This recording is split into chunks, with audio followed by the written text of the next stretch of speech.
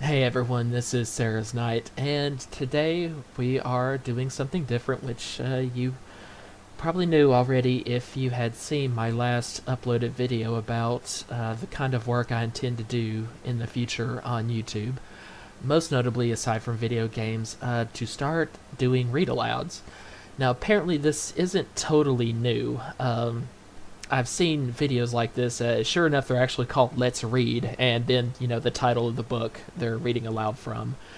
Just like with Let's Play, whatever video game we're doing. So I guess it's just not, quite as common as Let's Plays. But yes, this is we're starting with one of the first books, or novels, I should say, that I ever read as a child, and I fell in love with almost immediately, called Bunnicula, written by James Howe, I believe, way back in 1979, late 70s, somewhere around there.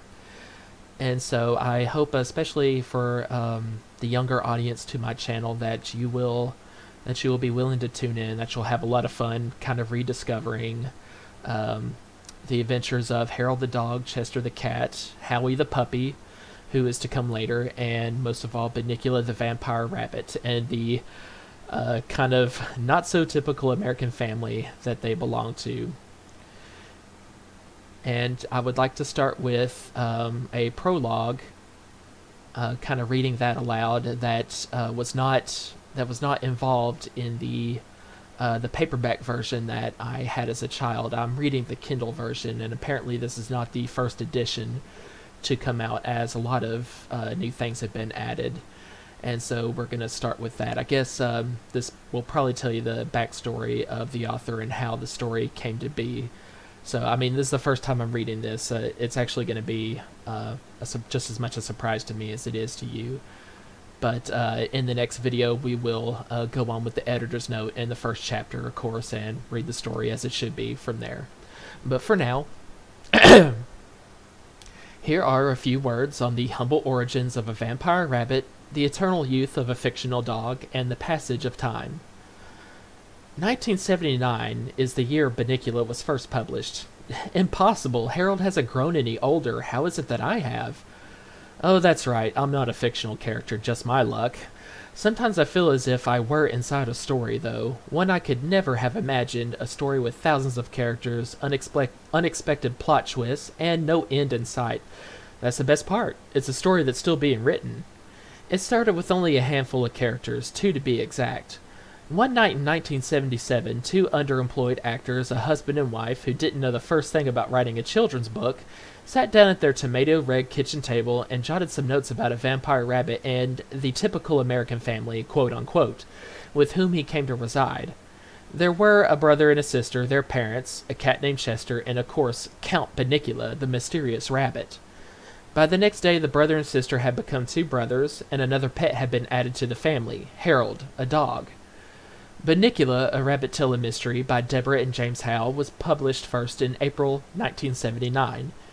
Deborah, who had been diagnosed with cancer several months into the writing of the book, did not live to see it in print. She died in June 1978 at the age of 31. Getting on with my life as best as I could, I continued with my day job as an assistant to a literary agent, while going to school in the evenings to earn a master's degree in theater directing. I had lost interest in an acting career and gave little thought to the book Debbie and I had written just for fun, or the impact its publication might have, although, truth be told, the day I first held the published book in my hands was one of the most thrilling of my life. The impact, however, occurred gradually. One day I found an envelope in my mailbox with my name and address written in pencil in a childlike hand. What in the world can this be? I asked myself as I tore it open and withdrew the letter from inside. Well, no wonder the handwriting had been childlike. The letter was from a child. It had never occurred to me that I would get actual letters from actual readers. And then there was my first invitation to speak in a school. When the day came, I wore a 3-piece suit. That's how important I thought it was.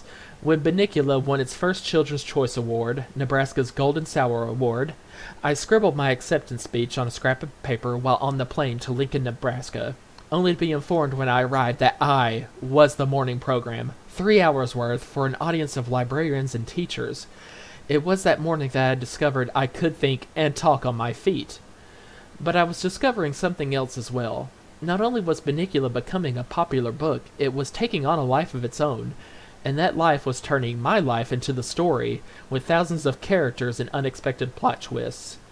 The large cast of characters included readers and parents, teachers and librarians, fellow authors and illustrators, and a vast array of publishing people, all of whom were absolutely devoted to something called children's literature.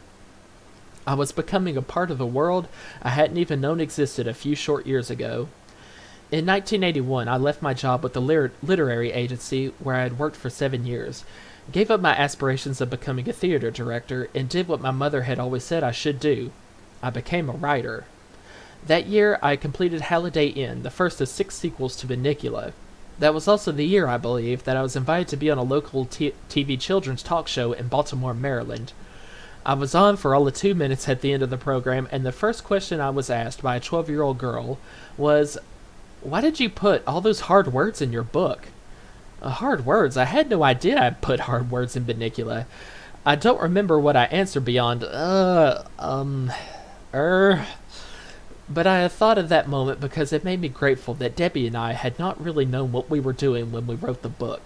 We had no idea what kinds of books children were reading or how we might gear the vocabulary or sentence structure or humor to someone younger than ourselves.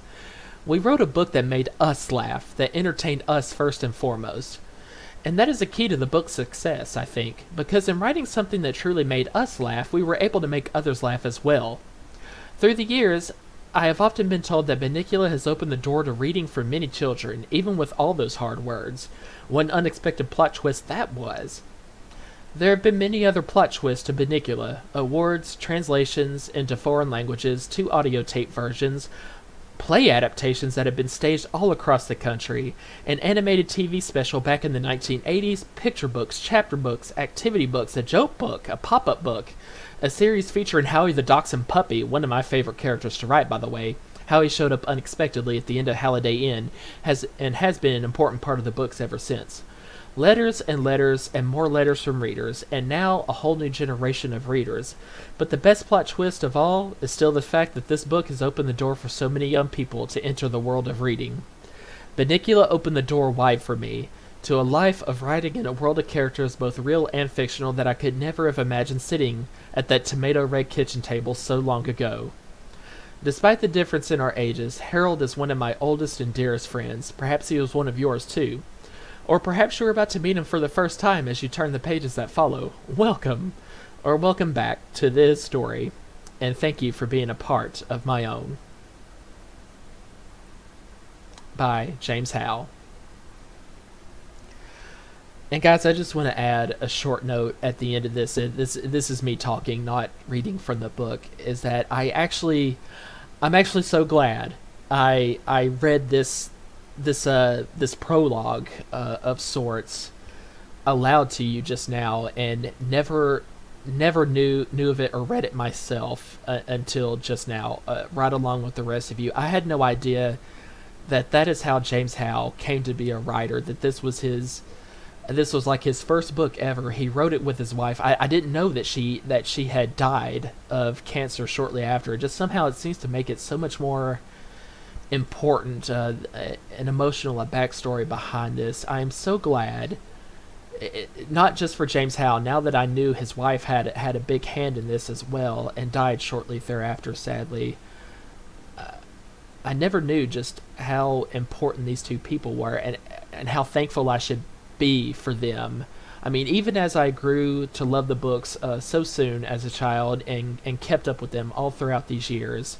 I mean, well over 20 years later, I'm 33 years old now, and this is what has become of it. What I can look back on and see how it came to be. I'm just so thankful that these two people exist. That God created these two wonderful human beings who wrote books like this. That, I mean, sure enough, as James Howe said himself in this prologue, that just captivated so many children. He was asked to speak at so many events, schools, etc. Almost kind of like he developed. I mean, he created the literary genre of children's literature all on his own. It's almost like what he's saying here, and I don't doubt his words for a minute. And also, it's it's amazing. It's nice that he himself acknowledges that he had so many difficult words in his books, because that was something I did struggle with. As much as I love the books, I know this is going to sound like a criticism, but it was actually one of the things I love about it so much that brings me such fond memories and nostalgia, was that I'm still discovering to this day, as I continue to read through these books over and over again. Like I said, ever since I became an adult, probably I still kept up with them once every couple of years. I would go through the books, all the books again, and I'm still discovering at least one or two sentences that make sense to me now that didn't back then, because of the difficult wording at a lot of parts. And yet, as the author himself said in the prologue, the kids still loved it. I mean, it's almost like it was a challenge to them, just spurred them on to continue reading and trying to understand the story. It gave them the drive to keep on reading and appreciate the story and the characters within more. And I can't stress enough how much these books impacted my life. And I'm sure for those of you that are watching this video now and are already familiar with the books, are watching it because you've already been through the books yourself, already know of them and read them, it's probably no different with you. How much you'd say they impacted your life for the better. And so, just again, thank you, James Howe, if you are still alive, and I hope you are. And God bless your wife, who unfortunately did not live long to see the success of the first book you wrote together, Bunnicula, and all the sequels thereafter. Just thank you for what you've done for me in my childhood, and so many thousands of other children, I'm sure. And without further ado, let's get on with the editor's note and chapter 1 in the next video.